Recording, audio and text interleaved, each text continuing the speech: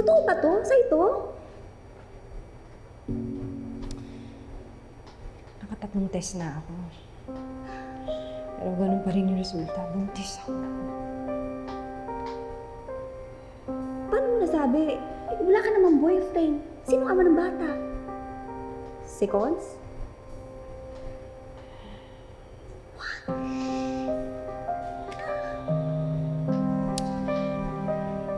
Pinakilala ako. Nung gabing problemado ako. Nalasing ako. Nawala na ako ng kontrol sa sarili ko. Hindi ko naman inakala na aabot ako sa ganito. Paano na pag-aaral ko? Alam mo ba yung pangalan ng lalaking yun?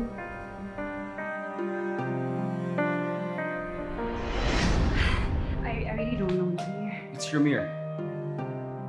Ramir Engano. Oh, sorry. Ramir. Ramir. Ramir? Ramir Engano. Hanapin natin yung Ramir na yan. Kailangan magkausap kayo para panagutan niya yung sanggol na dinadala mo.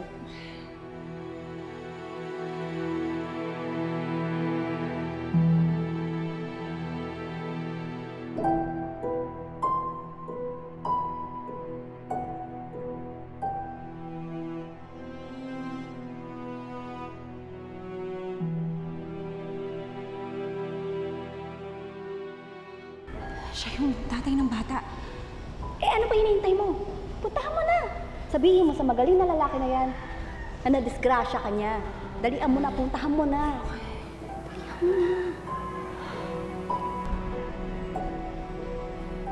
Dali, puntahan mo na.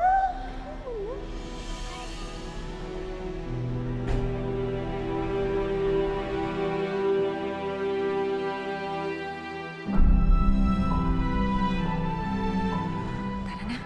Malis na tayo, Emily. Tara. Ano? Nasisiraan ka na ba? Papasanin mo mag-isa yung problema?